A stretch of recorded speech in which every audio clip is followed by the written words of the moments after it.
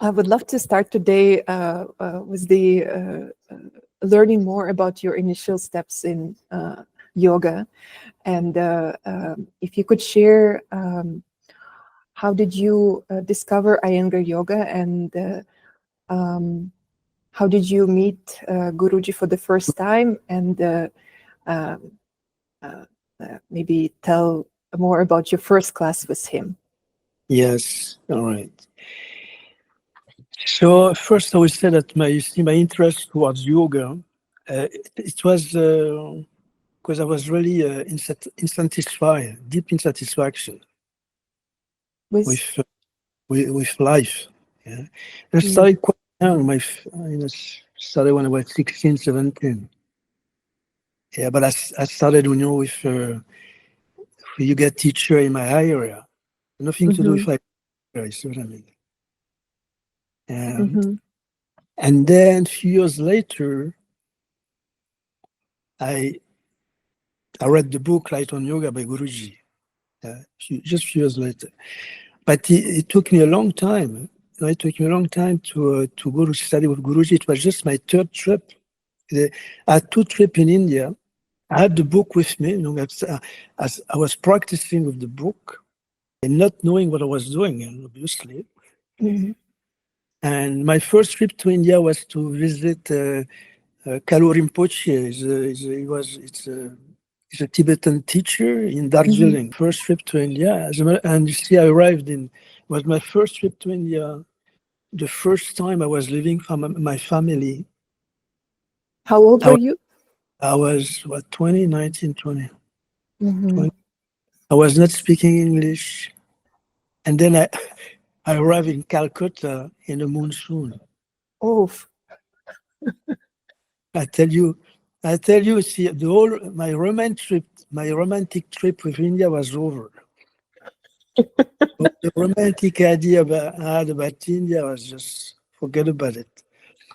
So that's my first trip. My second trip, so I went around India. I went to Rishikesh, went to the south, trying to find a teacher to study with a teacher. And I had the book of Guruji, but I didn't know. It's funny in life. I didn't know if he was alive. I didn't know where he was teaching. And it was my third trip that I met Guruji, but I didn't go to India, my third trip, to meet Guruji. I was in Pune, in Lonavala. You know, yes. Yeah, very nice place. I was in Kevalia Dham. You know Kevalia Dham? It's I've been there. Yeah, you've been. Yeah. Library, very nice. They did a very nice translation of text. So I was studying there. And when I was there, I found out that Guruji was teaching in Pune. So I went there, and the first time I said, no, you can't come. He can't. That many years ago. I was in my 20s. So what I did, I wrote a letter to Guruji, sending him my pictures of my asanas. It's funny, yeah? And I said to him that I really want to study with you. I think you are the only one who can help me in my journey. So he said, come. And I stayed there 4 years.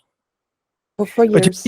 But you see, the thing is that it's quite funny because I didn't go, even the third trip, I didn't go to study with Guruji. I find it out of chance, And how they say, the Lord works in mysterious ways. And my first class, it was really my first class in Iyengar yoga. I never took Iyengar yoga before, except practicing through the book. And to practice with other teachers as well. And that was it. And what was your first impression of him and of his teachings? It was quite wild, It's wild. And the thing is that I really want to study with him, so I was very happy, and also, it was wild. As you know, Guruji's energy, you know what I mean? It was wow. So, yes, that's how I started. Well, you've been studying from a book, then you came to his classes. How has this journey and evolution of your practice been? You mean in those days? Yeah. In what practice? Yeah, in those Mhm. days. Because as you see, I used to practice alone. Many years of practice alone. So when I got there, I was like a sponge. I was just absorbing everything. And then, of course, I didn't know, I didn't know anything. I knew few things, but I didn't know how to, I didn't know how to see the way to go into the asana, all this. It was very, so I didn't know the method. But since I used to practice alone for many years, yeah, it was like, I was absorbing everything very quick. And So, you have the enthusiasm of youth. That's also part of it, you know what I mean? could you recall any incident from this years that maybe is still warm in your heart, or could be inspiring for other practitioners who are listening to this interview? Yeah, the thing is that you see, we all have a different process, and life never repeats itself. So the thing is that you see, it could be, well, I hope it could be inspiring, but nevertheless, everyone has to go through his own process, and life never repeats itself.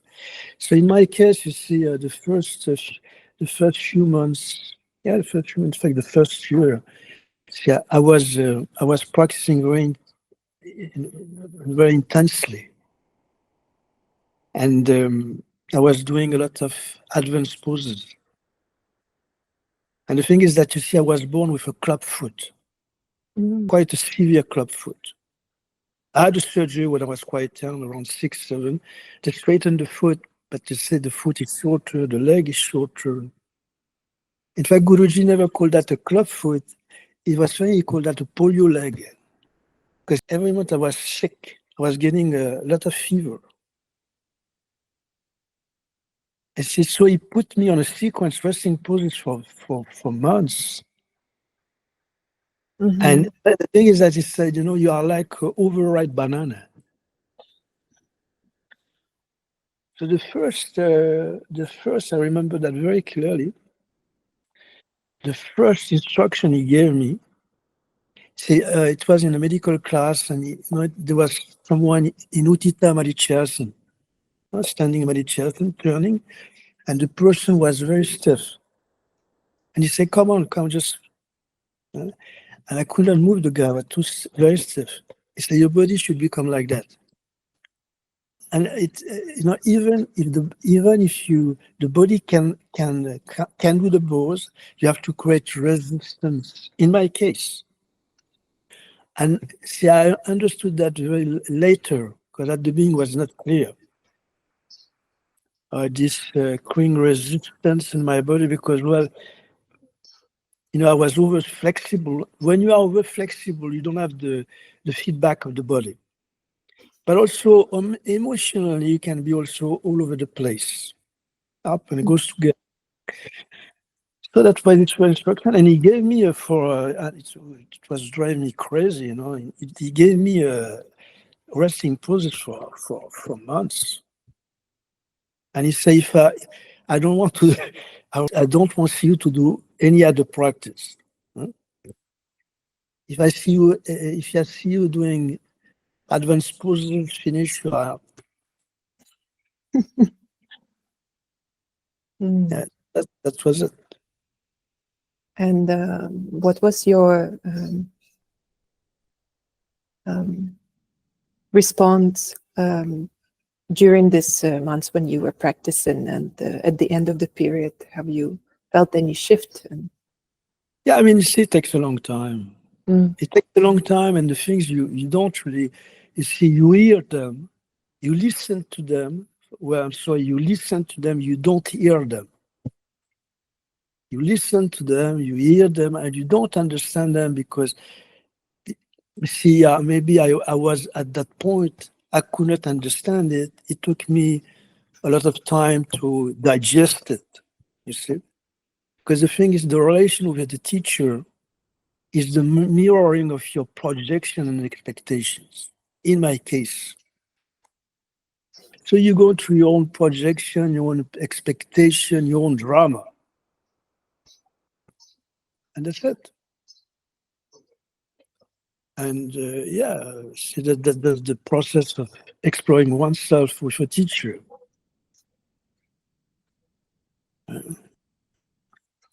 So it took me, yeah, it takes the time it has to take. Yeah, as you said, for everybody, it's a unique process. Yeah, exactly. Because you see, life never forces understanding on you. It never does that. See, if you don't understand, okay, it's fine, it's not the time. It will come later on another form, in another situation, but it will come back to you. How would you, you mentioned the relationship with the teacher is very unique for every student. How would you define your relationship with Guruji? Yeah, first, you see, the thing is that the concept of relationship is based on the illusion of separation. So the thing is that you want to gap that separation. That's the trip.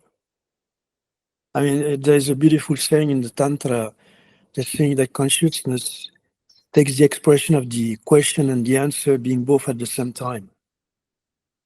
See, consciousness takes the expression of the teacher and the student being both at the same time. So I would say that, in fact, you see, if you are really with I don't like the expression, but well, if you are really with a deep teacher, you can sense that what you call the relationship is just your own projection. There is no relationship at all. The relationship is always a projection, expectation, whatever you want to call it. And my relationship, to answer more formally to you, my relationship with Guruji was very formal. That's it. Very, very formal. He was the guru, I was, and that's it. But once again, you see, and then I could see that my relationship with my teacher was mirroring my projection and my insecurity. Whatever I was projecting in that relationship. And the relationship is always based on the idea of separation. The thing is that in the presence of the teacher, the Acharya, the Guru, I call that whatever you want. Though the teacher is not the Guru, but well, in the presence of the teacher, you can see your own presence. You can feel your own presence. See? So it's a reminder of your own presence. And you see, there's a beautiful saying of Hanuman. You know, Hanuman, I think it's in the Hanuman Chalisa, I can't remember, which is very beautiful. He said, from the point of view of my body, speaking of Rama, his relationship with Rama. From the point of view of my body, I am his servant. From the point of view of my mind, I am his disciple. From the point of view of my soul, I am him. It's beautiful. You have different function, different reading, but you see the essence is the same. So from the point of view of my body, on one side, I am the servant of Rama. From the point of view of my mind, I am the disciple of Rama. From the point of view of my Atman, my essence, I am him. There's no difference. I see the relationship with the teacher is quite interesting because it's, yeah, as I said, it mirror your own project. It was mirroring my own projection, my own insecurity, my desire to be recognized, my desire to be acknowledged, to be loved. You know, the projection. We're all looking for the father and the mother. You know, sorry to go into that. See, And then, of course, you have, unfortunately, you have all the trip around this, the court around the guru, the one who are closer, the one who are here, but, and what you try to be close to the guru and all the strategy you are using which create a lot of competition between people. Mm-hmm. To be closer and closer to who you don't know. In fact, it's just it was my game. Because there's nothing to win, nothing to lose. As a matter of fact, yeah, you are going to lose your illusions. Mm-hmm. At one point or the next, you are going to use your illusion, which is good. And you are going to see that, in fact, they say that, they were saying, they say, you really understand the teaching of the guru when he's not there anymore in the physical form. Mm-hmm. Yeah. So after this 4 years in Pune, you came back to Europe, and you continued with your practice without the Guruji being present. How has this experience been after being so such proximity to him? That's where it starts. I know many people get lost and when their teacher is not present, or when being for a long period of time in a close proximity to a teacher, coming back to the yoga mat where you're just by yourself. Many people find it very challenging, and so what would be your guidance to students to start with the self-practice without teacher around? The thing is that I don't have any guidance to give. I'm serious about that. I don't have any guidance. Because I mean, the process of the people is the guidance. I just can share. I just can share something about what I don't understand, which is the mystery of consciousness and my process. That's all. That's it. That's my process. And the thing is, see, when I came back to the West, see, that's where I start. Because first, you don't understand at the beginning that the teacher is always there. The teacher, not the teacher in the physical form. See, the teacher as awareness is always there. It will never leave you. See, so the teacher is always there. The thing is that you understand the presence of the teacher. In fact, it really starts when the teacher is not there anymore. In the absence of the teacher, the guru is really there. So for me, it really started because it was very challenging to come back to the West, because I was I was in a bubble in India.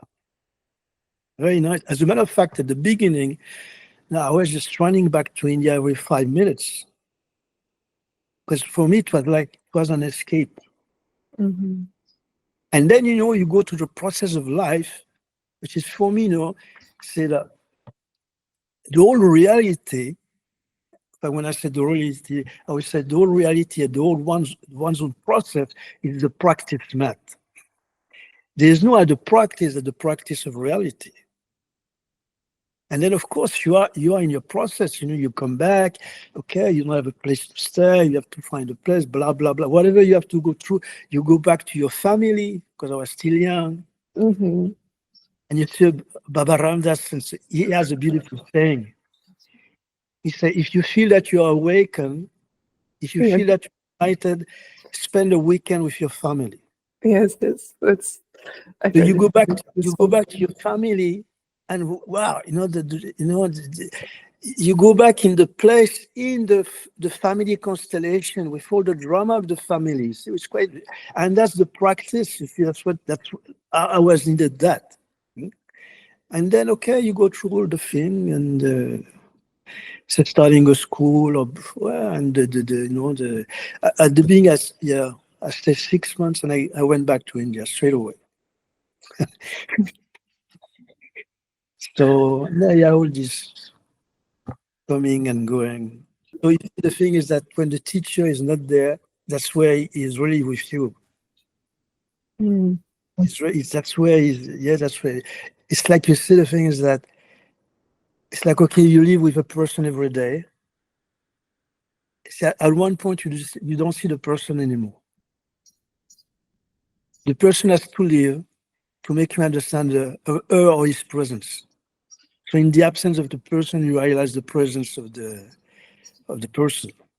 And then, of course, you see, you have a deeper understanding that whatever you meet is the guru, the teacher.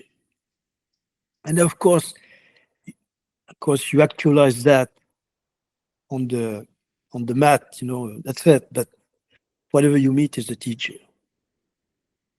And sometimes, see, whatever you meet is the teacher, whatever you meet inside you is the teacher. And sometimes this meeting of the teacher as the situation, as the process, well, it's very scary sometimes. Very scary. Mm-hmm. Because, you're going to find I won't say you, I'm going to say I find myself in a very vulnerable spot.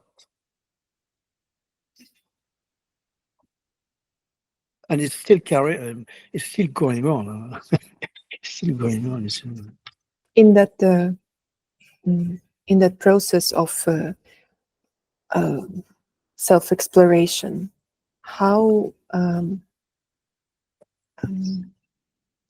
should one look at progress, or from your experience, how do you really understand whether there is any progress or not, and whether we actually should think about it? But I mean, progress is just the concept of the mind, and it's just a very linear way of seeing the journey, which is as an entity, as Christian, he has to do things to make a progress to reach where. See, the progress is my projection in the future. And as a matter of fact, most of the sadhana, you have different orientation. It's based on that trip, the trip of progress. Yeah. Which right now, somewhere, there's something wrong with me. There's something lacking. There's something lacking in me right now. I'll have to do a lot of things, purification, all that blah, blah, to reach just a place, a state where I will be all right. So personally, once again, according to my understanding, which is very limited, the progress is for an entity. The progress is by on my personal story, my personal drama.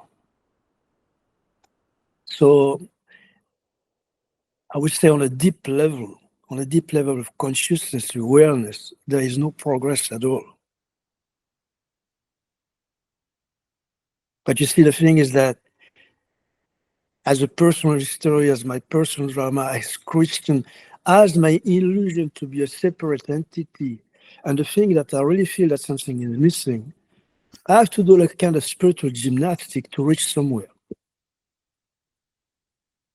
Mm-hmm. Which is always in the future, never now. I have to purify my body. I have to purify my senses. I have to purify my mind. The whole trip. And when I really purify enough, okay, then maybe at that point. So I would say that, I don't encourage this. The progress is based on what I call the culture of effort. Mm-hmm. Our society were really conditioned by this culture of effort, progress, performing, merits. I don't subscribe to that.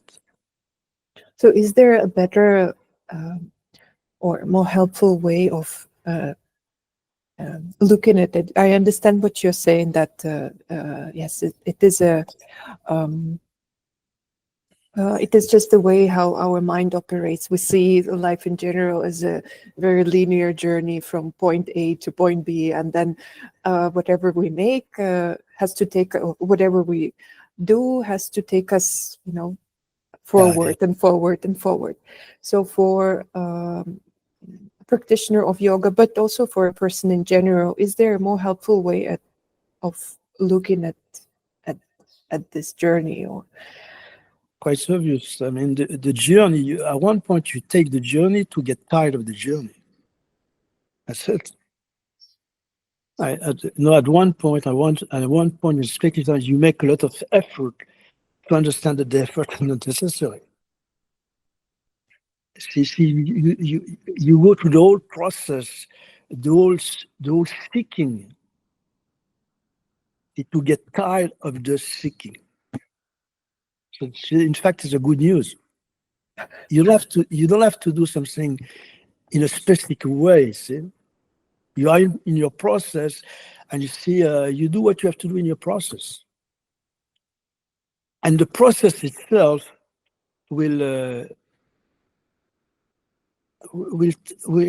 tide himself.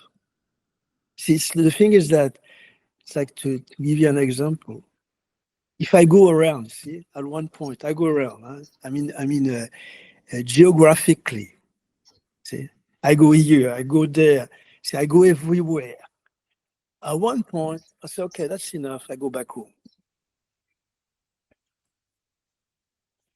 It's the same with, I would say, the term I don't like, the inner journey. That's why there's Ramdas would say, beautiful, say, the psychodrama of sadhana doesn't interest me anymore. The thing is that one goes to what one has to go through, and that's it.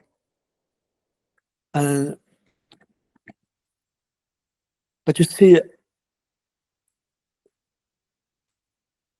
what allows you to understand the process, what allows you to know that you are in the process, is not a process, it's consciousness awareness, which is our nature, consciousness awareness.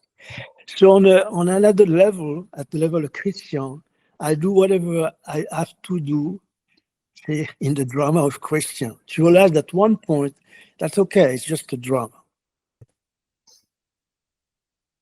But what makes me know the drama of Christian is awareness consciousness. So I would say the process of itself is a teacher. mm-hmm. But remember what I said in the first part. Yes. Remember, which is quite important, I speak of as something that I don't understand at all. Huh? Remember that. I remember. It's just my narration of something, my narration, that's it. Can you speak a little more on how has this experience of studying directly from Yoga Iyengar affected the way you teach?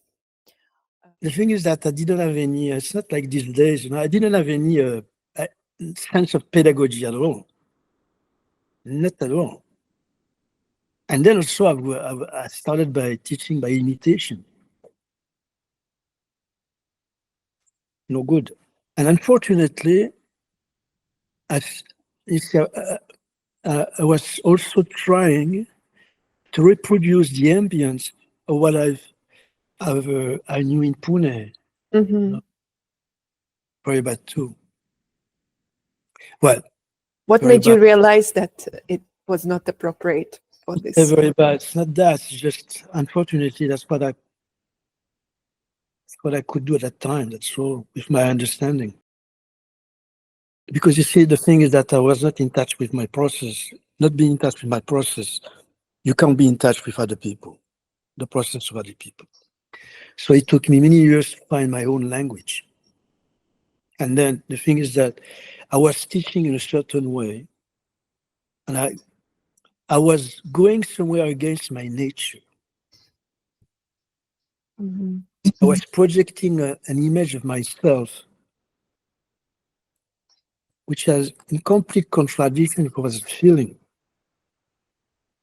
And the pedagogy I was using, that's the pedagogy, I'm sorry what I'm going to be, since we are between friends, I'm going to tell you that. The pedagogy I was using at that time, which was not pedagogy at all. That's why now I speak these days, the pedagogy of non-pedagogy. The pedagogy I was using in these days, my early days of teaching, was the pedagogy I've received. The pedagogy of fear, shame, and guilt. And I was reproducing that on my students. So the people who are, the people already, we are already full of fear. We're already somewhere damaged.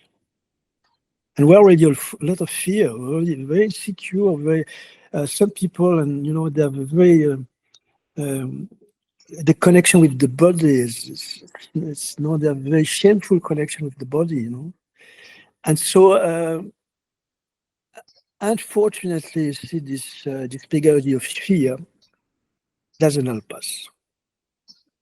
When you point the finger to the students, and sometimes you humiliate them because they are not stretching the leg or whatever the thing it is, The thing is that we create by this kind of practicing in fear, and I've seen myself, and once again, that's my process. I speak about myself. I don't speak about other people.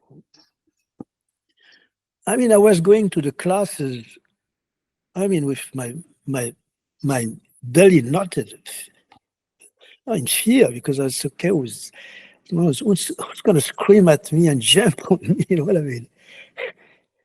And by this kind of and then of course, because it's quite it's trigger very deep conditioning in us. Where when the fear, that you are not good enough. And then we practice, and this kind of practice create, I would say, a body of a structure of a defense structure. And you practice always with this, once again in my case, with this fear of doing something wrong all the time. It's never good enough. The technique is never right enough. Your leg is never straightened enough. All these kind of things. And unfortunately, at the beginning, I was using that pedagogy. Unfortunately for my students and for me. And since if I would I would if I would meet this, I will apologize to these people. So I'm sorry, I was young and I couldn't understand much. So please, I do apologize if I somewhere I hurt you. What helped you to find your own voice and find the way which was appropriate for you to teach? Yeah, it takes many years. It takes many years to go, it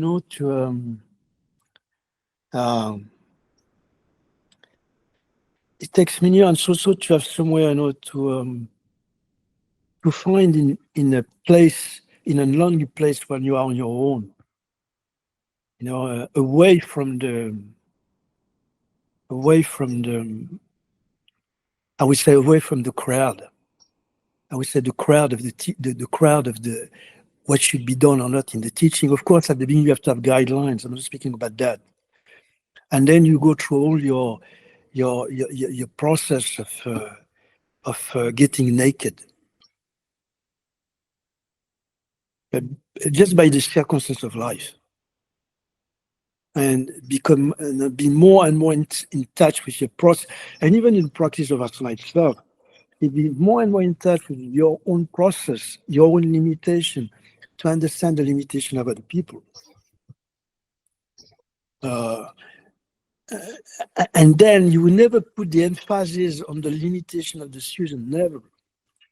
Because whether they straighten the legs or not, okay, fine, okay. Yeah, okay, good. Yeah.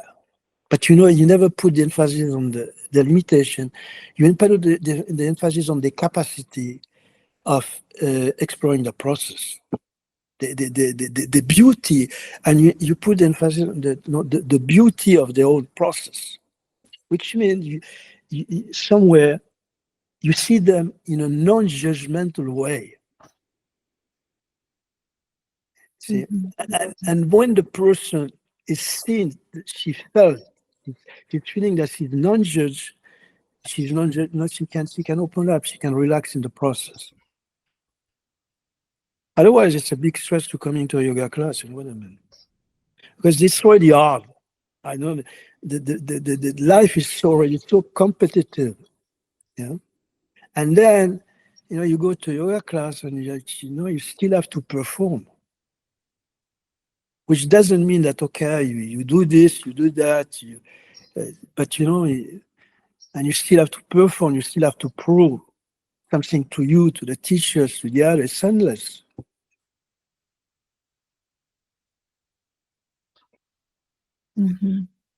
And I do think that, when you're to be more and more in touch with one's own weakness and vulnerability, it opens you up to other people.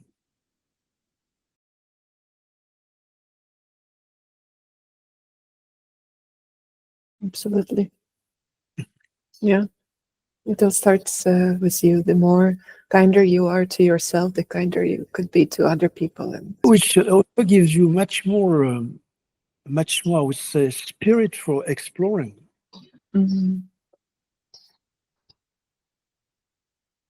Yeah.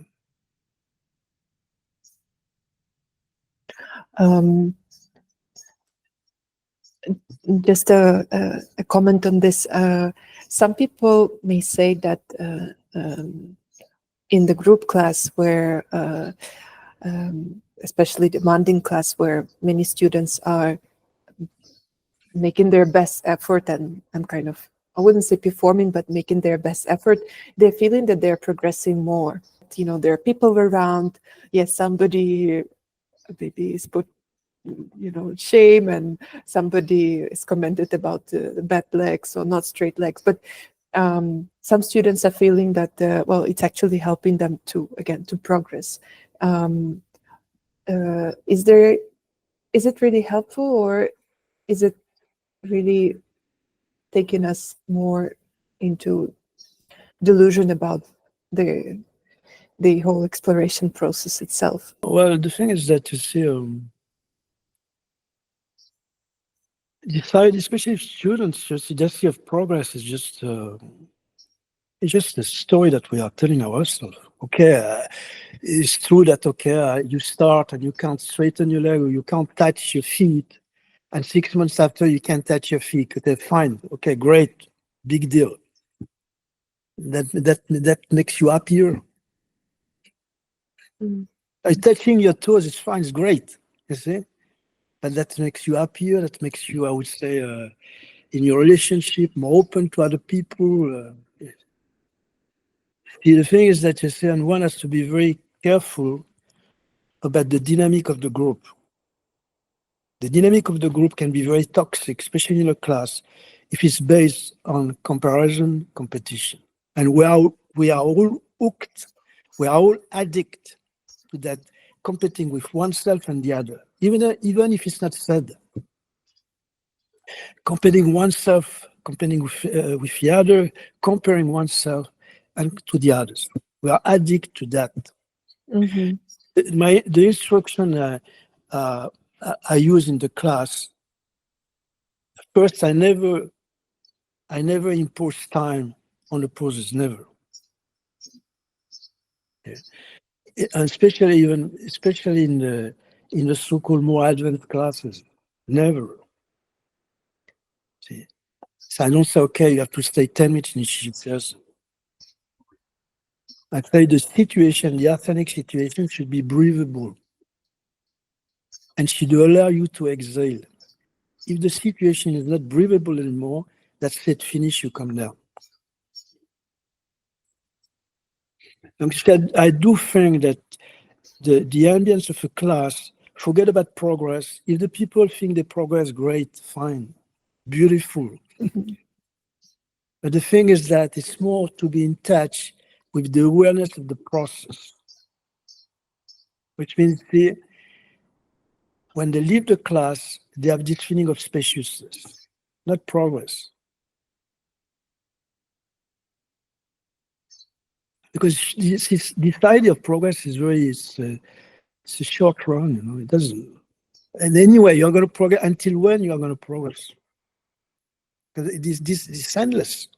You can always progress. You can always, and that's the trip. That's always progress. I mean, as a matter of fact, you need several lifetime, you know, because you need that cycle. You know, you need 1,000 lives, because one life is not enough. There's a beautiful quote by Kshemaraj. Kshemaraj was a teacher in the Kashmiri Shaivism. He said, commenting at this, he says,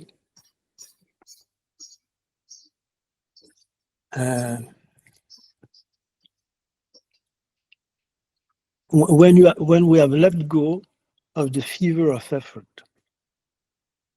see the fever, the chains of effort, which is a deep conditioning. Because you see, the thing is that, and some students, he said, well, of course, if I don't make effort, if I don't progress, I'm stagnating.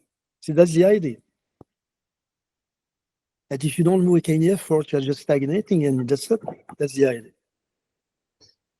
So I do think that in that exploration, where one has to question a lot of preconceived ideas that we take for granted. Mm-hmm.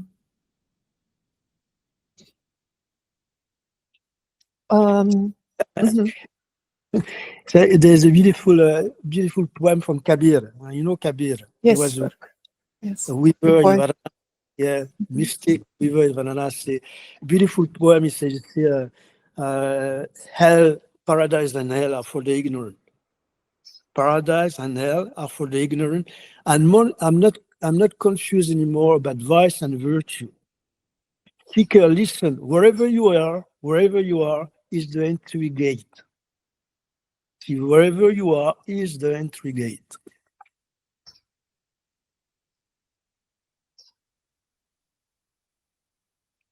Mm-hmm. But the thing is that on a practical point of view, you say, okay, as I said, that business of touching the toes, it's okay, I could not do Urvadanurasan. Now 6 months after, or 1 year after, I can do Urvadanurasan. Great, fine, wonderful. Mm-hmm. But you say what allow you to understand, what allow you to know that at one point you could not do Urvadanurasan, and at one point you can do Urvadanurasan is consciousness awareness. Consciousness awareness doesn't have any progress at all because it's always now.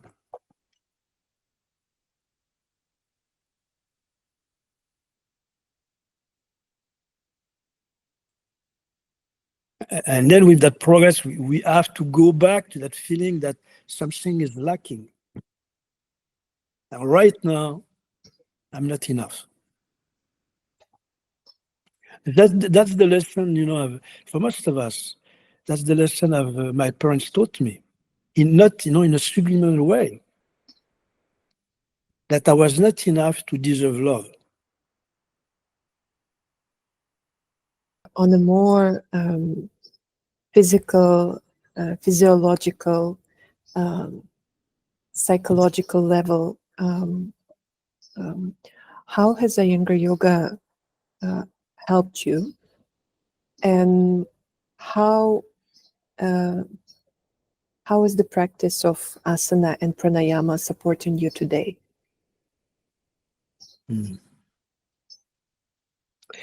Well, the thing is that you see in your sentence as how Iyengar yoga has helped you personally, you know.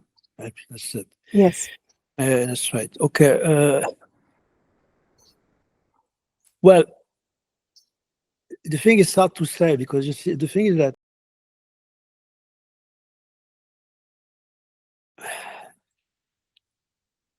I would have to have few lives, you know, a life of Christian, not practicing yoga at all, and not Iyengar yoga.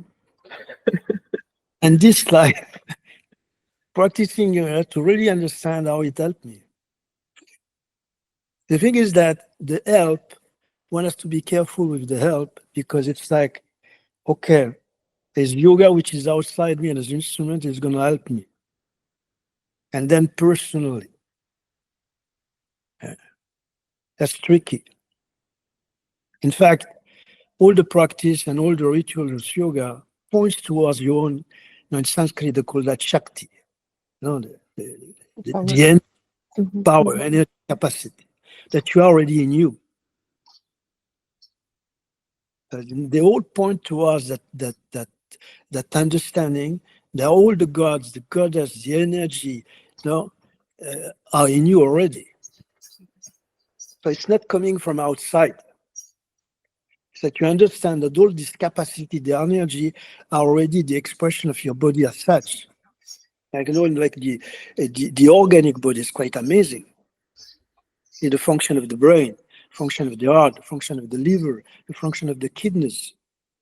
This is all done on its own, the function of the breath. It happens spontaneously. If I had to manage that, I would not survive 5 minutes. That's why in the Shiva Sutra, it's a beautiful sutra, Shiva Sutra, the Sharira Vritti Vratam. Sharira Vrittir Vratam. And we know this 3 terms. Sharira is the body. Vrittir in that context is the organic modification. Vratam is the vow, the religious rule, the religious vow. So for the yogi, see, the organic function of the body is the religious vow, the Vratam. So those practices help you to understand, the rituals of yoga help you to practice that all this energy, that's why they put the god and the goddess in the body itself, that they're already in you. So, and then the thing is that how yoga help you personally. Personally, personal is a very interesting word. The etymology that comes from Latin, perso. It was the mask that the actors were using to carry the voice. I would say that the yoga doesn't help you personally. It helps you that the personality is just a mask, it's just a game. In fact, it's gonna. I would say, it's gonna somewhere. It's gonna pull the carpet under your feet.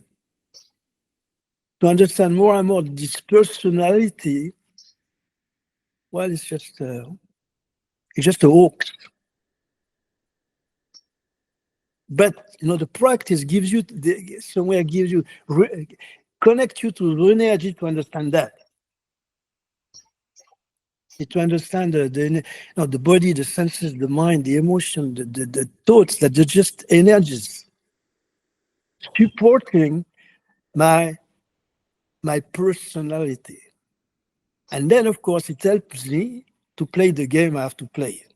Whatever game I play, because we all have to play a game. As a personality, we all have to play. We all have to play a role. We all have to wear a mask to play it's like a video game. You choose an avatar. And the ritual of yoga helps you to make you understand that, okay, it's just a game. Because otherwise one can get completely identified with that makeup. And of course, when you get completely identified with the makeup, one gets really scared to lose the makeup. Yeah. So in fact, somewhere you understand your own amazing capacities, all this energy, the Shakti, you are in the body, the Shakti, once again, the organic Shakti, the Shakti of the senses. I'd advise you to read, the hymn of Abhinavagupta, of the circle of deity in the body, Devata Chakra in the body. And the ritual of yogas are the celebration of that. So you understand that your form, you intuit that your form is the expression of the energy of consciousness in a limited form. How has the practice of asana and pranayama, how does it work on our body, on that container? and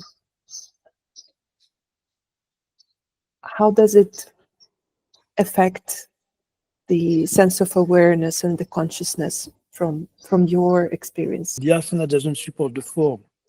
The breath supporting the form. And the breath, the form, my form is an expression of the breath. Now, of course, you see, traditionally, it was explained that way. The thing is that you see, in fact, traditionally, the form, the physical form was the first text, the first shastra, the first tantra. Yeah, as a matter of fact, they say, in the physical form, you have all the tantra, all the shastra, all the god, all the goddesses. And so there is a reading, the reading of the physical form, which is done through the asanas. But mind you, the first meaning of asana, and the first meaning of asana, it's a seat, as you know. Mm-hmm. It's a seat. Is to be established in oneself. But first, it's a seat. Asana is a seat.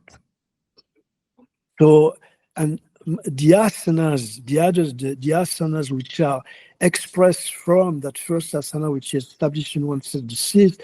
The mythologists say they are the expression of the Tandava of Shiva. See? The dance of Shiva, you see, the dance of consciousness, of vibration, expressing itself in a myriad of form, in a myriad of asanas. And, sometimes, the asana of the animals, the vegetables, the constellation, And then, so the first, through the asana, the different form of asanas that we are knowing, and, well, another little... most of the asanas that we know today, not all of them, most of them, are just contemporary form of asanas. Anyway, so you read the form, the body. I read my body through the asanas, and the first reading is the sensations. So you read the body through the sensation. In Sanskrit, it's called sparsha. Sparsha. Why this reading is very important, the reading of the body through the asanas, through the sensation, because most of us, we are thinking the body. See, I've got an image of myself. I've got that the mirror is projecting me. This image is based on the past and the future. And it's always in contradiction from expectation. Always. See? And one has to shift from a thought body to a felt body. So to go back to the feeling of the body, the sensation of the body to the asana is very important, because the sensation is always now. See? You are in the nowness of the sensation. So there's a beautiful prayer to a goddess, the salutation to the richness of touch, Sparsha Lakshmi, to the richness, the wealth of touch. Touch is Sparsha, richness is Lakshmi, Sparsha Lakshmi. So you see, that's the first thing. You read the body to the sensation through the asana, Sparsha, and then the sensations, they have a sound, or nada. First you go to the sensation, then to the sensation, the sensation, they have a sound, nada, and as you know, it's written in the Hatha Yoga Pradipika, nada anusandana. That's one of the most important practice in yoga and Hatha Yoga is nada anusandana. The listening, the resorption into the nada, the sound. I remember one instruction of Guruji in Parjvakonasana, you have to listen to the sound of the knee. The sound of the knee. Yeah, the sound of the knee in Parjvakonasana. And rolling from inside out, the sound of the knee, the vibration of the knee. So first you see, the asana, so you read the body, all right? Sensation, you feel it. You feel the expansion, the contraction, you feel the sensation, whatever asana you do, you feel the breath, whatever. Then so the sensation becomes sound, nada. Then the sound becomes vibration, spanda. So you into it, through the sensation, the sound that the body, your body, is the spanda, the vibration of consciousness. That your form, because of course, you see, I would say the common man, usually we don't understand that this body is the vibration of consciousness. They say the field. It's a beautiful saying in the Bhagavad Gita. Krishna said to Arjuna, they said Dea in Sanskrit, the body is Dea, it's one another. He says the body is called the kshetra, the field.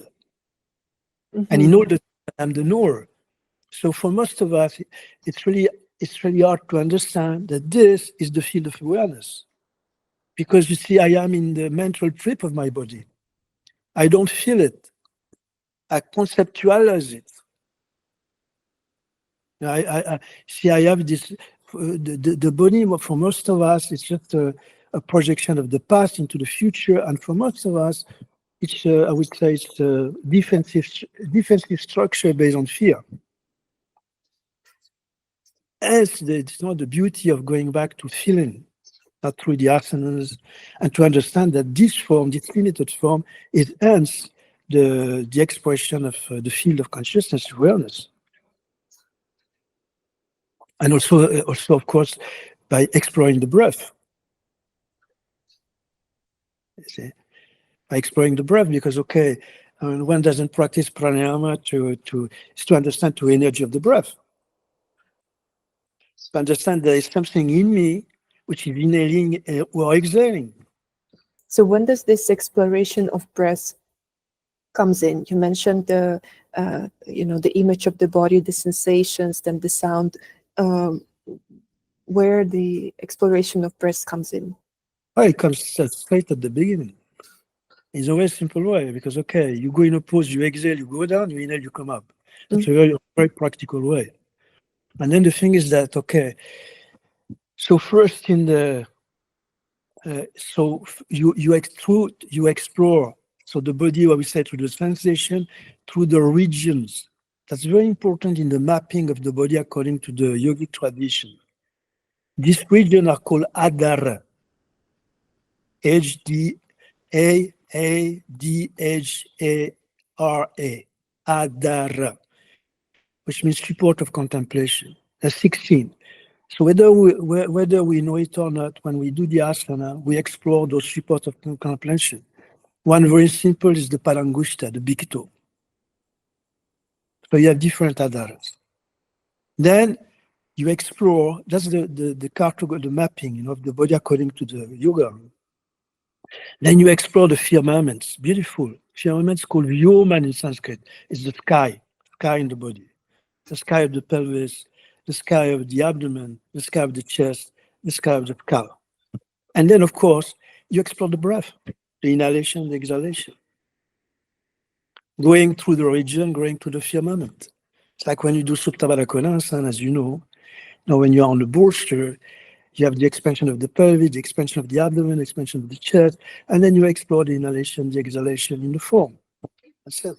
And then, why would we explore why do we explore the breath? Whether it can be very simple, not even going into very difficult pranayama, very simple.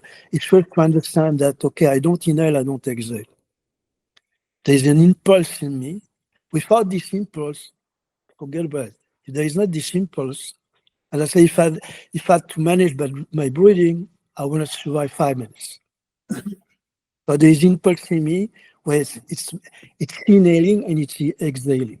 And then we explore the breath to understand the pause, especially at the end of exhalation. Mm-hmm. And the pause at the end of inhalation. There is a pause at the end of exhalation before the new inhalation. In that pause, there is no inhalation, there is no exhalation. It's a spontaneous kumbhaka, where there is no day, no night, no death, no birth. You see? That's why we explore the breath. And we explore the breath. I would say we explore the breath to understand the play of consciousness, the play of awareness in my body, in one body itself, which is the play.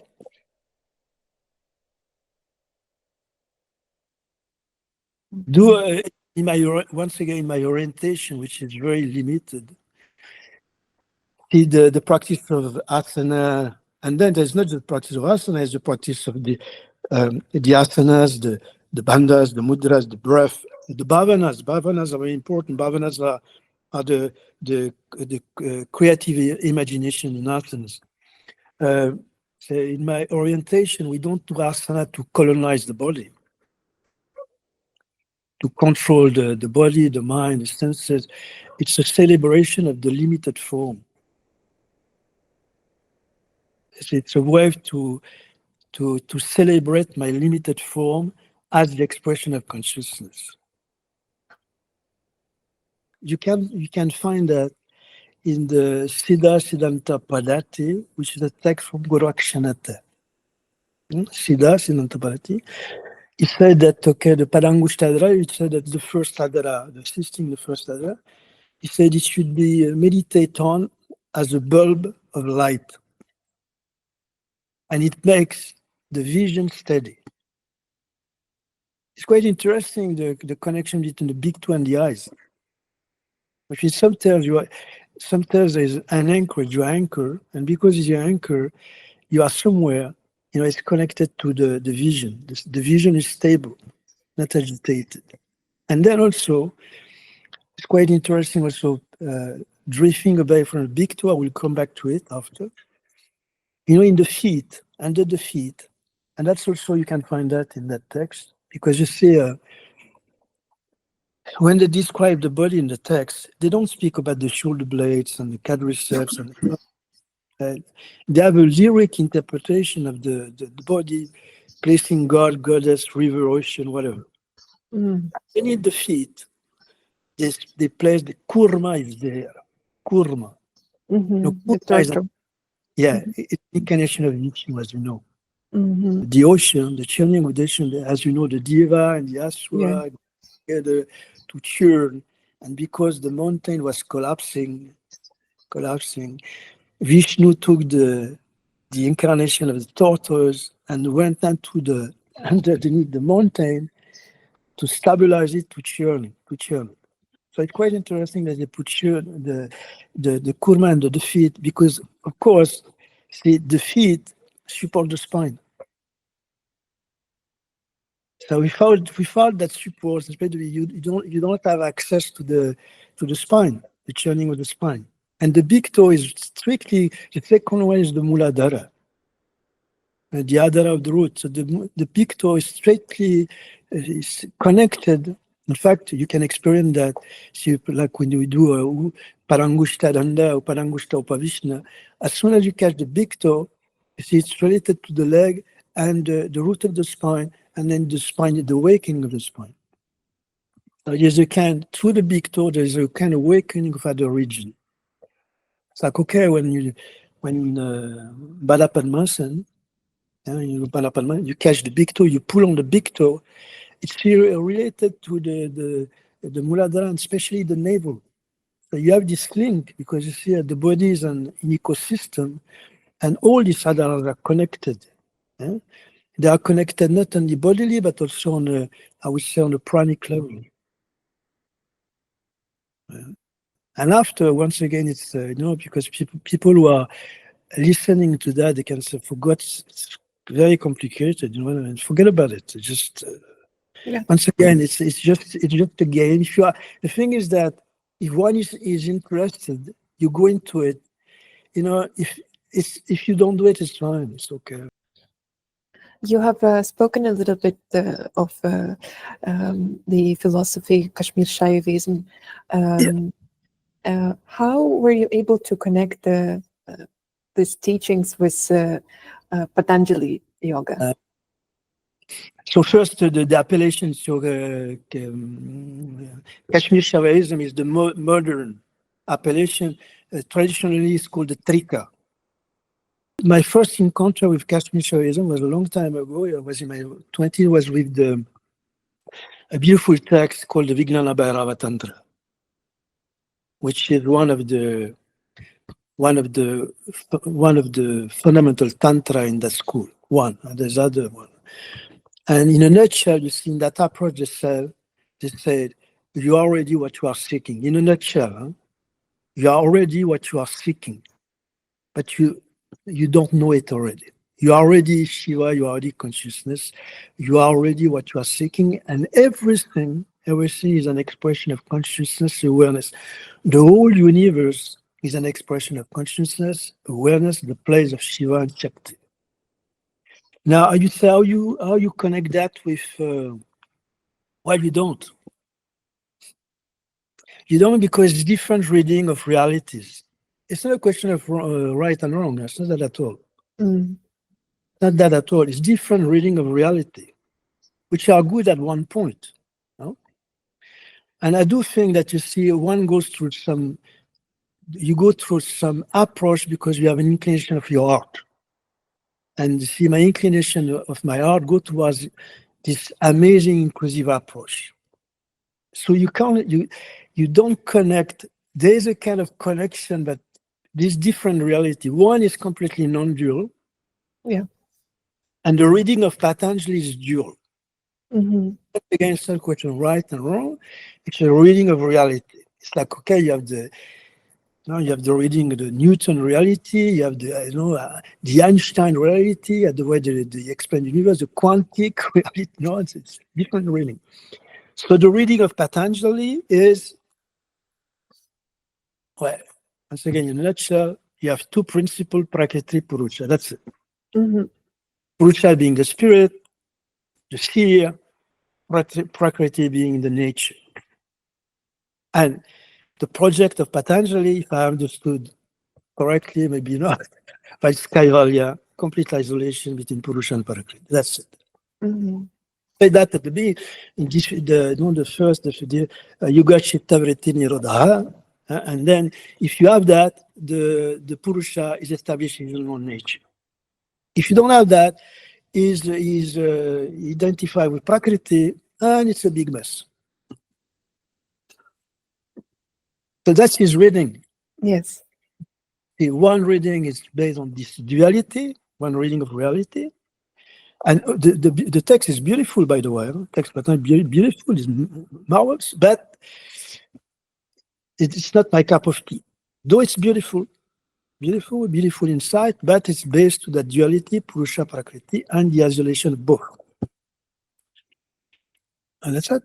And then you have the vision, the insight of the Trika, where see everything is consciousness, everything is awareness, and you are already what you are seeking, and you see the universe,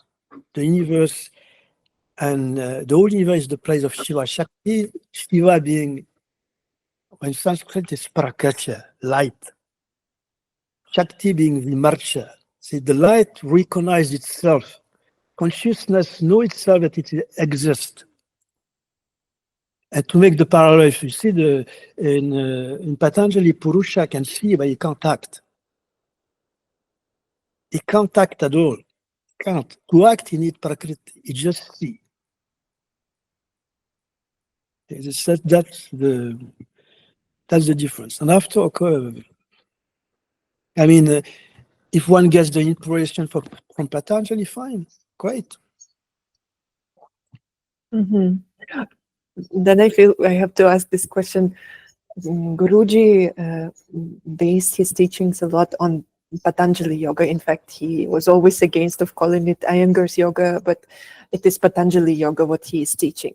So how did you deal with contradictions, if there were any, when teaching Iyengar yoga, but inclining more towards Kashmir Shivaïsm?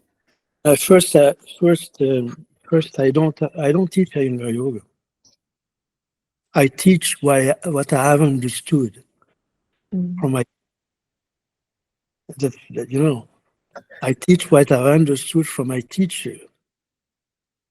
So that's it. I teach what I understood. So I can't say I teach Iyengar yoga. See, of course, somewhere, because the little I know about asana and pranayama, I owe it to Guruji. Mhm. I use whatever tools we are using in Iyengar yoga, but I can't say I teach Iyengar yoga, because I'm going to say I teach what I've understood from what Guruji taught me, Gitaji, Prashanji. And then I teach what I digest and understood from that. It reminds me a quote from Nietzsche, the philosopher Nietzsche. He Yeah. said, there was only one Christian, and it was Jesus Christ. I remember, Guruji, I've heard a few times, he said, I'm teaching the pure Ashtanga yoga of Patanjali. See, a few times. Well, the thing is that, with all due respect to Guruji, see, the thing is that for him it was very important. For him it was very important because, as you know, for many years, he was criticized by the pundit.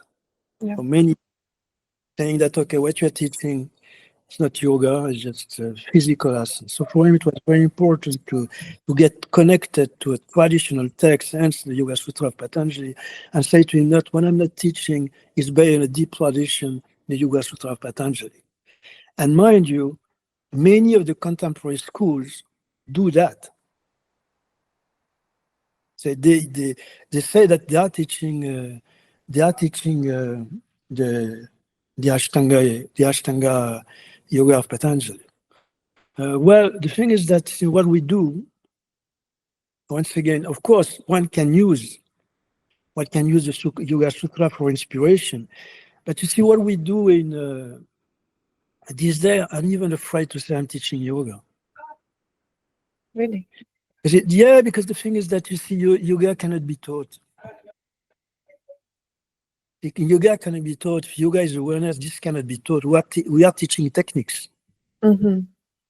Okay, we are teaching techniques, and hopefully those techniques point towards the orientation, which is yoga, which is awareness consciousness. And hopefully in the class, we have a yogic orientation, hopefully. What I think is personally, what I teach, I don't think has much to do with Patanjali. Of course, Yama and Yasma is beautiful, what one should do, all of it's beautiful, a very good inspiration. But you see, the thing is that, because in what I've understood of Patanjali, of course, which is, very limited, the Patanjali was based on the meditation concentration. He was not at all interested in asanas. In fact, he has two, as you know, three sutras. Sthira Sukha Asana. Sthira Sukha Asana. And then, of course, the modern interpretation, which is merely a bit of stretching, the asanas, the posture, which is good too, should be firm, sthira, and Sukha is easy. And I think the problem is in the text of Patanjali, it doesn't speak about the asanas. And then, of course, you can use it for the asanas, but in that understanding, he speaks about the asana as the feet, because in the text, in Sanskrit, it is singular, which doesn't agree with that at all. Gitaji too, I've heard it, no, it doesn't. If it was plural, it would have changed. It's a different. No, because, he's a grammarian, he knows how to use Sanskrit. Mm-hmm. He doesn't say the asanas, he says the asana, which is the seat. The seat for meditation should be sthira sukha. Then prayatna shetilya ananta samapati bhyam. Of course, all the asanas should be sthira sukha. Of course, beautiful. And prayatna shetilya, but do that in vrikshikasana. Of course, when you see Guruji doing it, it's sthira sukha, obviously. But then, you can do that for how long? Mm-hmm. So hence the seed, because for Patanjali it's meditation concentration. Mm-hmm. And the understanding that, Purusha is different than Prakriti.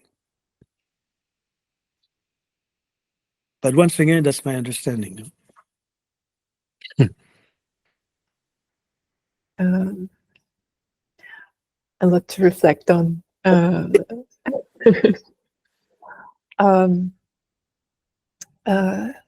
as you know, this project is called the Force Niyama, and the idea behind it was to refer to Svadhyaya in Patanjali Yoga Sutra. Yeah. And what does Svadhyaya mean to you, and how important is it for your practice? Yeah. So again, Svadhyaya it's okay. It's in the context of Patanjali. For him, according to Vyasa, is the recitation of the Pranava home and the study of the text. Right? That's for him. That's Svadhyaya. So the thing is that you see, we can expand a bit the signification of Svadhyaya, which is okay, the study of oneself. But in Patanjali, it was once again the recitation of the Om, the mantras, Pranava, and the study of the scripture. Now you say, what's important? Is it important? Well, the thing is that, see, if one does it, it's important, obviously. If one doesn't do it, it's not important. But you see, when you go through the process of the exploration of the practice,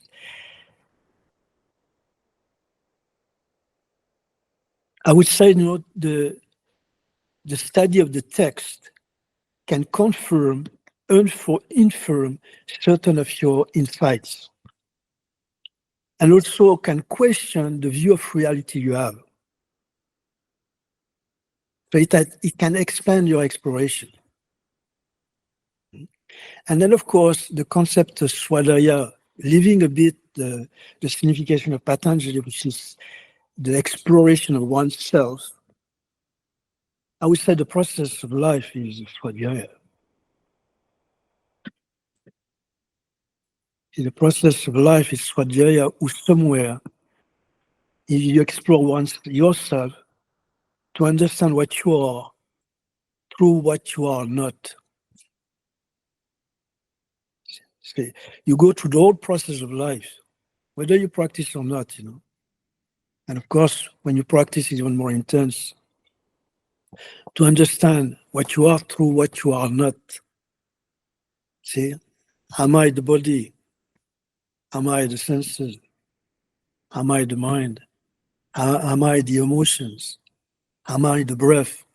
And the beautiful text of the Nirvana Shatakam, Shankaracharya. I'm not the buddhi, I'm not the manas, I'm not Ahamkara, I'm not the memory. And then there is always the refrain, Chidananda Rupa Shivoham Shivoham. I am bliss, I am Shiva, I am Shiva.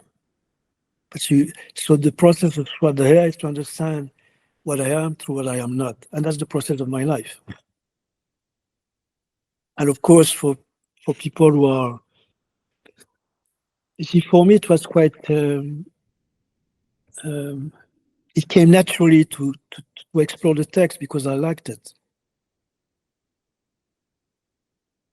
To read the Gita, to read the Upanishad, to read the Yoga Sutras, and I find a lot of inspiration in that. But you say that I would say it's not a thing that you have to tick on the list, because otherwise it's a never-ending list. For some people, it's like one of my friends. It's not his cup of tea.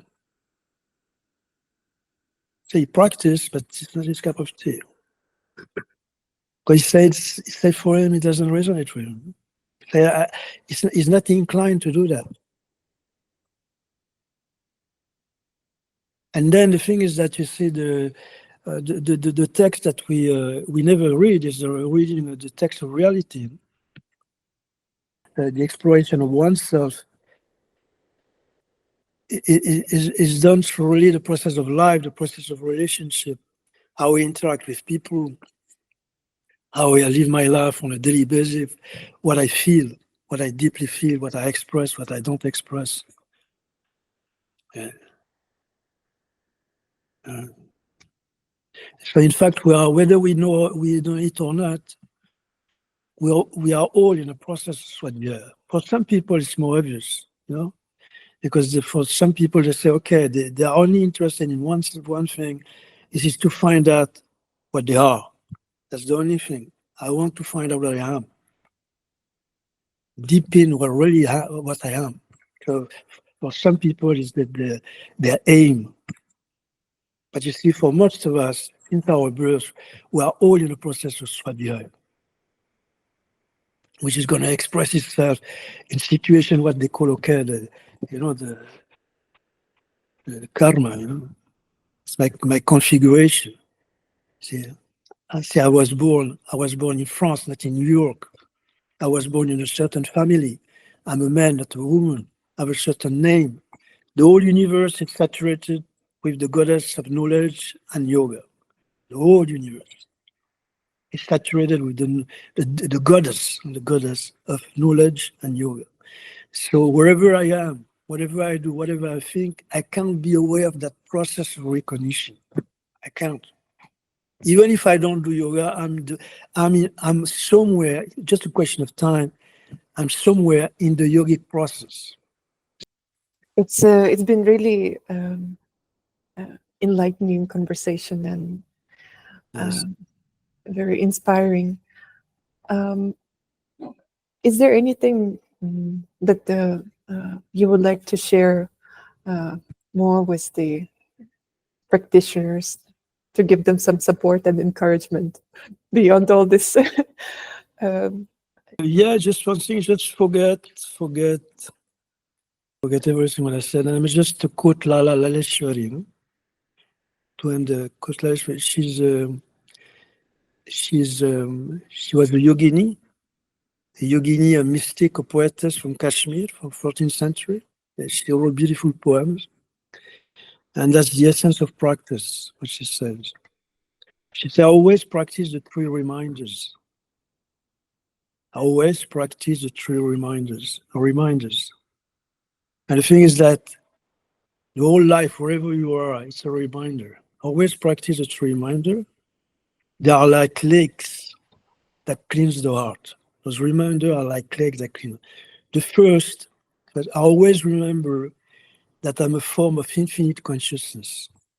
I always remember that I'm a form of infinite consciousness. Then I see all the glorious phenomenon of this universe as the expansion of my own consciousness. And most of all, I see all the different states of consciousness that I'm going through the day, whatever state of consciousness. I see all the different states of consciousness as the expression of my own self, myself. That's it. And I would like to thank you deeply for your trust, your invitation, and all the people who are going to listen to this. Yes. Thank you. Thank you so much. Thank you so much. Yes.